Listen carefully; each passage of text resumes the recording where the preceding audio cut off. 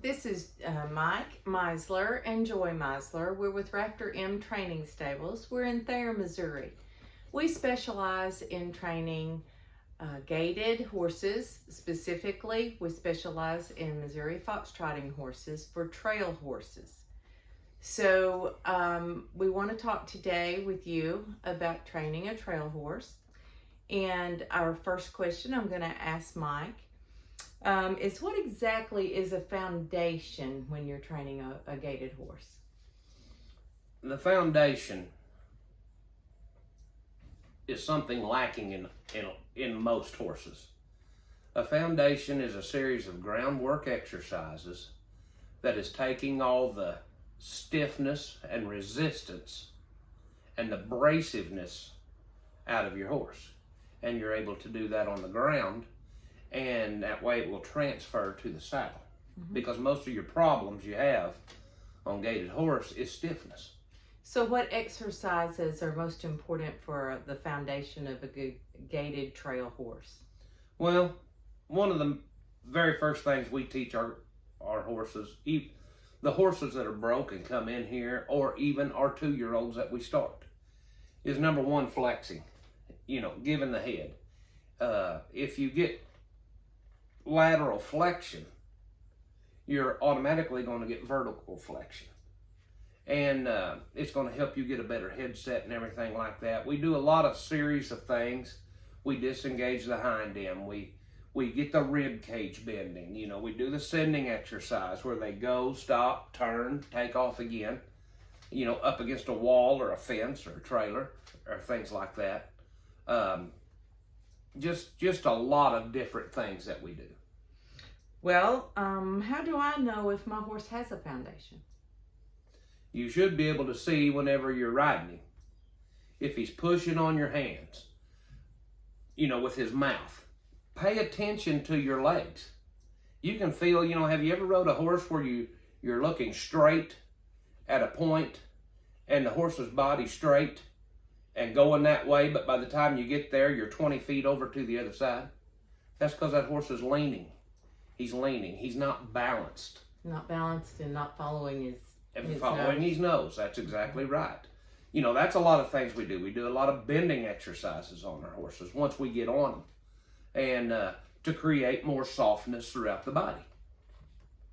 So in creating a soft horse, you're actually creating a leadership role with your horse. Is that correct? Exactly. You want to expand on a leader of a horse? Whenever you're riding your horse, somebody is in charge. It's either you or it's him. And I don't know about you all, but I want to be in charge. It's a 1,000-pound animal. And if you don't have control, a lot of this is about control. I want to be in complete control of my horse. And I want to be in control the softest way possible, with the least amount of pull, the least amount of push with my feet. Just touch and they move. That puts me in control. Whenever the horse is soft, supple, and light, and in balance, and will obey what I'm asking him to do. And that all starts on the ground. Can you do it on his back? Yeah, but you better be a pretty good hand if you're going to teach all that on their back, because it's so much safer to do it on the ground and give him a reference point to go to once you do get on his back. Exactly. So what we're doing is we're teaching it on the ground, and then we're teaching it a second time on their back. Is that not correct? That is exactly right. As you all know, we sell a lot of trail horses. And I've talked to a lot of people. They seem to think that's easy, and it's not. We have to have our horses, we have to go so deep in the training so that weekend riders can ride and handle those horses. And we have to have tools installed in those horses and buttons so that the weekend rider can actually use them. Well, I think that brings us to another point. Just because a person And we do understand most of the people that are buying horses are older, and they're also probably new to horse ownership, but yet with the state of the world at the moment, being out on a trail is a very pleasant thing for them to do, but yet they may not have the tools themselves to ride at this point. You know, even though they buy a very expensive horse, they expect this horse to stay a perfect horse, and that's not exactly the way horse ownership works. No, is it? no. If you go back on our Facebook page, that has what started everything that we're doing now. There's a video back in February, and I said in that video, I don't care if you pay $10, $20, $30, $40,000 for a horse. If you don't know how to handle a horse, if you don't know the basics, the bare minimum of fundamentals on the ground and on the horse's back, chances are you're not going to get along with the $40,000 horse or the $10,000 horse. There is a lot of things involved in owning a horse. I promise you, if you'll do your part, your horse is going to do their part. And I've said this before too. The horse is constantly seeking the level of the rider. If your level's way down here, he'll seek that level with no problem. But if you go ahead and raise your level up, he's going to go ahead and try to follow you. So that, and what Joy and I are doing is we have taken and we've been waving the safety flag is what we've been doing. We want everybody to be safe. We want everybody to enjoy it. And we want to teach you how to be safe. We want to give you the tools that it takes to be safe. But here's the whole deal. Our ground work exercises, I probably got, 15 of them? Mm-hmm. And I know people are going to cheat. And they're not going to do them all. But what we have to do is have enough of them out there that you will do to keep you alive. Because if you're dead, you can't train a horse. If you're dead, you can't go on the trail ride. So we've just come up with this to keep everybody safe. So where is if you cheat, chances are you can go ahead and survive the deal. You know, you're going to have enough that's going to be able to help you. Right, because we're going to teach you to flex. We're going to teach you to do one rein stops. We're going to teach you how to move the horse's front end, back end, disengage the hind end, stop a runaway, stop a spook, any of the things that are normally where people get hurt. Well, and the two, you said two things there. The flexing, the one rein stop, and teaching you how to be able to stop the spook, stop the bolt, and all of these things. Guys, the horse has got to flex before you can do anything. You've got to be able to pick up that rope with two fingers and take it to his withers and his head come around and touch his side. That light, that's what we're wanting. And you know, the flexing to me is the most important thing that you've got to get on your horse. You've got to give him giving that head. Because if you don't have the head, you ain't got nothing. I mean, it's just that simple. Well, it sounds like the training that we do is also the training that you would do on a quarter horse. Is that correct? That's a very good question. Because I've had people say things to me about this. Our training methods pertain to a quarter horse, an Arabian horse, a gaited horse, a Morgan horse, a draft horse, any horse. What we are talking about here.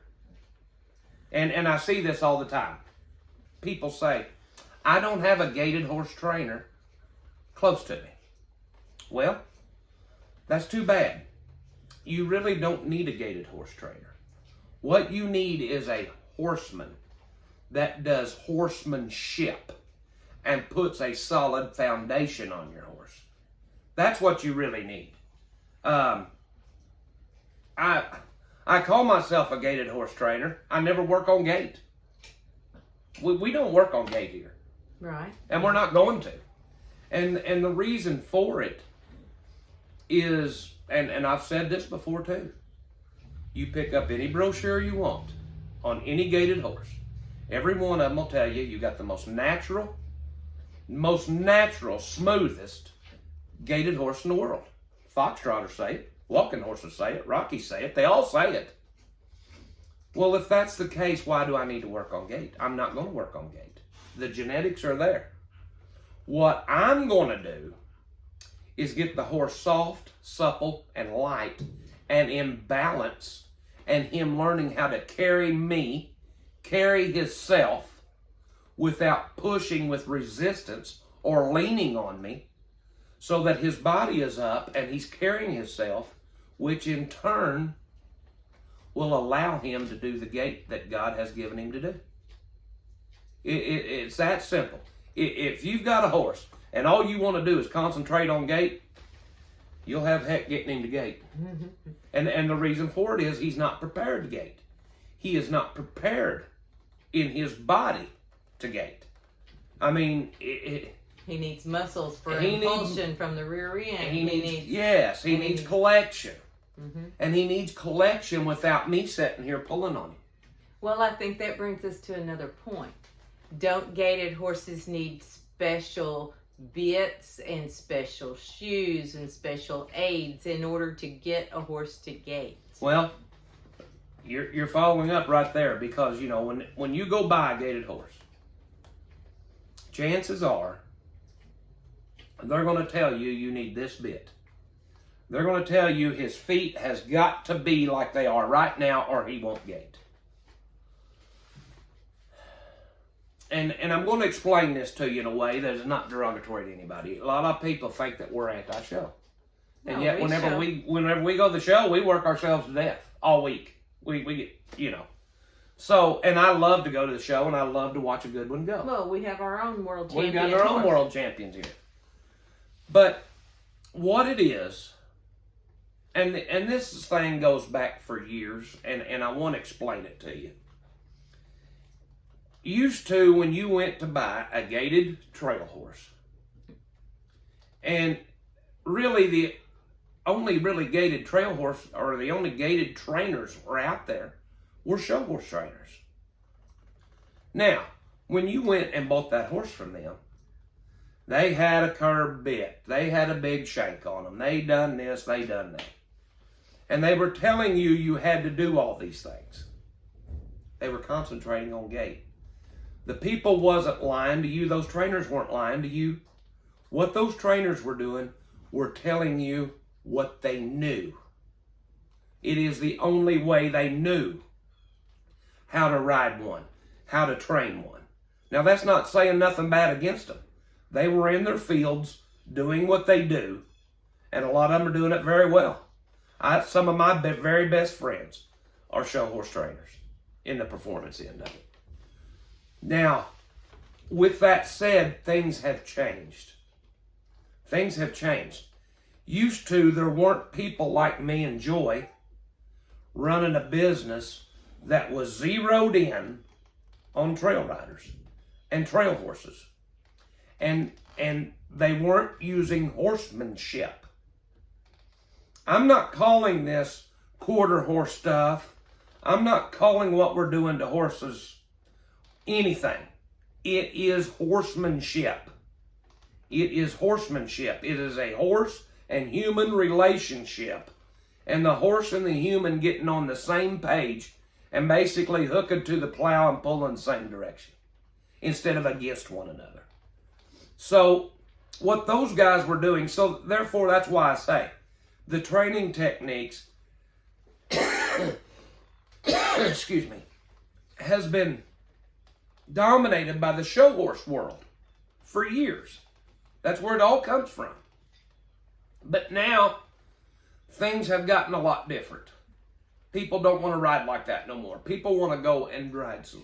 They'd like to go slow on the trail. They'd like to walk and take photographs and look at nature and visit with each other. Exactly. And so therefore that really forward-moving horse that came from the trainers that were training show horses and using a shank bit to pull and the whole time that you're riding. That's right. That is now becoming something that now we want to retrain the horse to get off of that bit, to hold a simple snaffle bit in their mouth without you pulling while you're going down the trail, and have a comfortable ride.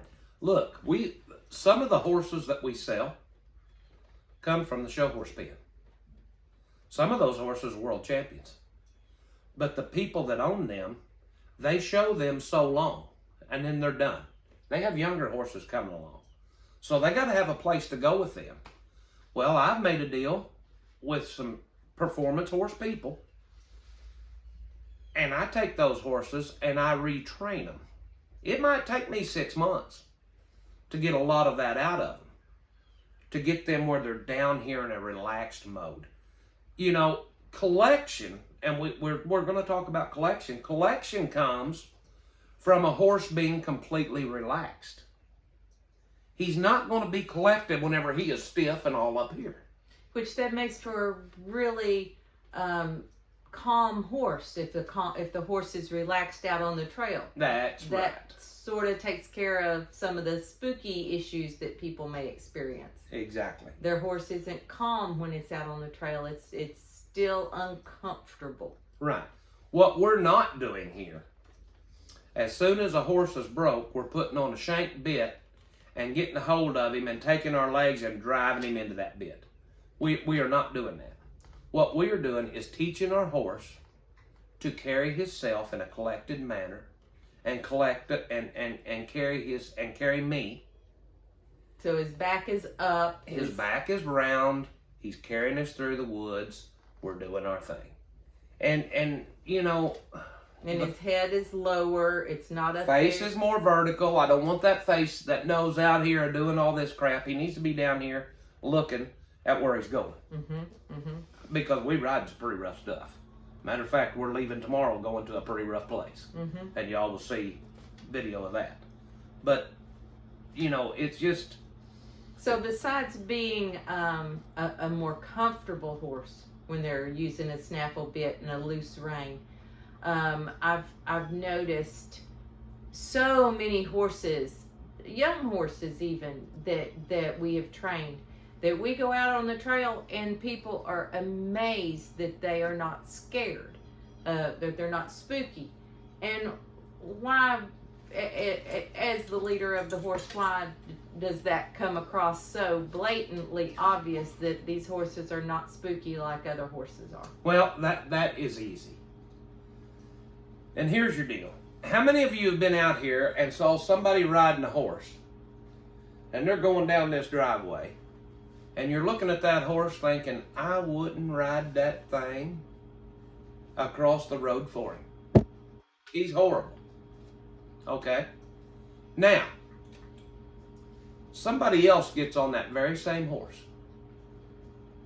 and they come back through here, and you're looking, you think, man, that's a pretty nice horse.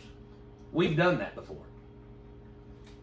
Well, what's the difference in the first guy and the second guy? I'll tell you what it is. The second guy is offering that horse a lot more leadership, and that horse is seeking his level. Does that make sense? Sure. That's exactly what it is. They're always looking for a leader. They're looking for a leader, and a young horse especially is looking for a leader. You know, we took a 2-year-old out here a while back. Had a very good friend of mine come down, and I said, I've got this little bay horse here, and I'm going to take him out for the first time. He said, don't go till I get there because I want to watch. I want to see how that colt does. And we'd only run him, 3 or 4 times in the barn. But he was a really nice, calm, gentle colt. Well, he came down and we took off. Everything's going great, and we get down the river, and I'm leading. And he locks up. He goes looking at that river. And he should. The little feller had never seen a river. He'd never seen nothing like that. So everybody was somewhat behind me, and I said, okay, everybody, back up. Just let me work here for a minute. In other situations, what would have happened is somebody would have went around me and went across that river, so that colt would have followed. I don't want that. I don't want that on my colts. I don't want that horse leaning on that other horse going. I don't want him going across the river because that other horse went across. I want him to go across the river because I asked him to go across the river. I want him to lean on me for answers. And everybody was great. They all give me room, which I was trying to get him up there. Of course, he was dancing around, and I was just holding him between my hands and my legs and asking him to go forward. And finally, he got one foot in it, and what did I do? I stopped. Kind of give him a rub. And then I asked him for another foot and another foot. Before you know it, we're dove in the river and riding right across it. But the horse, after that, he just gets better. Because we rode down by the caves, and my God, you're walking through water in that little old creek down there for a ways. So, you know. Because it's a trust. It's a trust issue. And That's the horse, right. And the horse. I put a deal up on Facebook the other day. You need to trust your horse and put faith in your horse so your horse can put trust and faith in you. There's your problem. People don't trust their horses.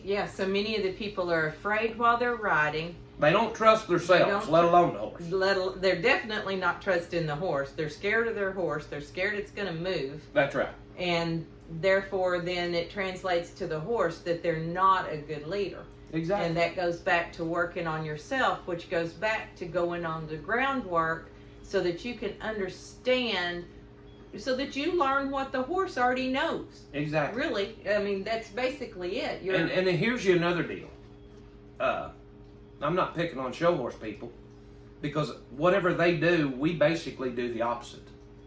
And just like the little old bay colt, the sorrel colt, the black mare from Wisconsin, I've started 3 2-year-olds this fall. When we took those horses out the first time, all we did was dog walked, trail walked. That's all we did. The slowest form of walk Just that your horse let has. them drop that head, just relax and walk and carry theirself and carry us through the woods. We never asked those horses to get up and go. And finally, about after 20 miles on different rides, at a walk, we took off one day on that big red coat and rode up the river, come across the big field, hit the cabin, and we hit that gravel road, and I thought, I'm just going to find out what he'll do. And I kind of went to pushing him and just asking him for just a little bit more and a little bit more and a little bit more. And you was on that Fanny mare who had won a class in the Mid-America. I mean, she's a show horse, and she's a getting up, traveling son of a gun. And our friends was with us on full-grown horses. And that 2-year-old just took off walking and walked off and left all 3 of those horses back there. By the time we got to the Memorial Trail, I had stopped and was waiting on y'all to get up there. And all he did was walk. But what I'm trying to tell you is, just because you got a gaited horse, don't mean you need to take off just as hard as he can go all the time, because you need to prepare him for that. Let him walk. Let him get used to everything. Let his feet get in time. That's your whole thing. You got 4 legs here, and they're all 4 of them moving at different times. Let that thing get in time. Just let him take his time. Carry you, carry his saddle, carry himself, and get him in balance. And then one day you'll hit one of them little old gravel road that's an open spot, and you just gradually keep asking him for stuff, and you will be amazed how the horses will take off. Sure, and if you always are going fast, you jump on your horse and take off and go fast, then you're creating a lot of problems for yourself. You're creating a forward horse. So when you're creating a horse that won't stand for you to get on. You're creating one that takes off before your rear hits the saddle. That's right. You're creating one that can't sit still when you want to stop and rest. Right. So, you know, you have the responsibility as a rider when you're out on the trail to do different things with your horse, to do transitions, to go faster and slower and stop and, you know, do different transitions with your horse so that your horse is paying attention to you. They zone out as well when you're out on the trail. Sure. You know, as long as you're checking with them every now and then. And that's a thing that trail riders do. And I can say it because I'm one of them. You'll find out we're out here on the trail ride and we ain't paying no more attention to that horse than man to moon until we want something. Until we need that horse to do something. we need to kind of be checking in with him all the time. You know, I do a lot of things that are very cautious. I mean, like pulling my horse's head around to get on. I mean, once I get on, I start flexing.